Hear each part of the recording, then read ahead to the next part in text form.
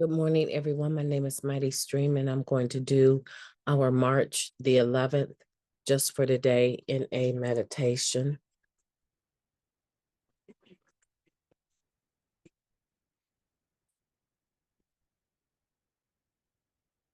The title of today's meditation, Lightening the Load. It will not make us better people to judge the faults of another. It will make us feel better to clean up our lives. That comes from the basic text, page 38. Sometimes we need something tangible to help us understand what holding a resentment is doing to us. We may not be aware of how destructive resentments actually are. We think, so what? I have a right to be angry. Or I might be nursing a grudge or two, but I don't see the harm. To see more clearly the effect that holding resentments is having in our lives, we might try imagining that we are carrying a rock for each resentment. A small grudge, such as anger at someone driving badly, might be represented by a pebble. Harboring ill will toward an entire group of people might be represented by an enormous boulder. If we actually had to carry stones for each resentment, we would surely tire of the weight. In fact, the more cumbersome our burden, the more sincere our efforts to unload it would be. The weight of our resentments hinders our spiritual development. If we truly desire freedom, we will seek to rid ourselves of as much extra weight as possible. As we lighten up, we'll notice an increased ability to forgive our fellow human beings for their mistakes and to forgive ourselves for our own. Well nourish our spirits, typo, will nourish our spirits with good thoughts, kind words, and service to others. Just for today, I will seek to have the burden of resentments removed from my spirit. That's beautiful. I like that meditation. Let's take a moment of silence, followed by the we version of the Serenity Prayer. Moment of silence now, please. Thank you. God, grant us the serenity to accept the things that we cannot change, the courage to change the things that we can, and the wisdom to know the difference. Just for today, please and thank you. So we're talking about lightening the load and talking about our resentments and comparing them to pebbles or rocks, depending on how big of a resentment we might have. And most people do feel that way. That if I'm upset with someone, I'm probably upset with them for a reason, and I'm gonna stay upset as long as I want to. That's all very true. That is a true statement. You can stay upset, angry with them, resenting them for as long as you absolutely want to. No one can make you not have that resentment. No one can make me stop being angry, right? Even if they're trying to help me. It doesn't matter. When I'm done with the situation, I will be done with it and not before. So that's a very true statement. What's the harm in it? There's a lot of harm, right? It causes your blood pressure to go up. It causes dissension in anytime you two encounter. If you're talking about them, gossiping about them, or ruining their reputation by telling the story over and over and over, you're damaging the point of view or the reputation they have with other people, right? Because you're causing division, and so there's a lot of harm in it. Depends on how you're handling it. But ultimately, if you're not doing any of that and you're just walking around upset with them, it's causing you to have stress. And that stress is something that you seek unintentionally, probably, to maintain that resentment by replaying the situation over and over and over. That is what resentment is, right? It's rescinding something that has been minted in your experience, in your brain, right? In your heart. You're rescinding the whole story back to yourself over and over and over. And the rest of the world has moved on. And I found that there were times I thought my resentments were dealt with, only to have another situation come up that was similar, and it felt like all of a sudden the old situation came right back up. I thought I had forgiven, and the old situation came back up through another individual, and before you know it, my mind is right back down memory lane.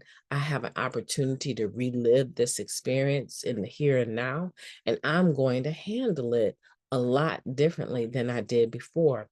Now, the thing about that is that sometimes emotions get in the way, and you're not really handling it better because you're handling out of heated emotion, right? You're not really analyzing the situation for what is truly going on, right? You're handling it based on something from the past. And so you're still reliving the past and causing your decision making to be shortchanged as a result of this past resentment. Some people say, no, I just learned my lesson. It depends on if learning your lessons uh, causes better fruit than the other situation, right? How you respond to this current situation. If the way that you're responding is causing you to have, a better go of it, right? A better result is what I'm trying to say. So if you're actually having a better result and it's helpful, then yeah. But if it's causing even more division, more dissension, you know what? I've been through that before, and I'm not going through it with you. And another thing, right? Okay, that's fine. You set them straight, but have you fully understood the situation? Now, I'm not talking about physical abuse. I'm not talking about mental and emotional abuse. I'm not talking about, I don't think any human being should have to deal with that, right? And so I'm not talking about those situations, but maybe you feel like you've been taken advantage of in some kind of way in the past, and you have a huge resentment with a certain group of people, or a certain terminology someone used, and you will not accept ever hearing that, right? And so maybe you end up being called out of your name by someone else, and because you've lived through this other situation and you have a resentment regarding it, right? You go in on it.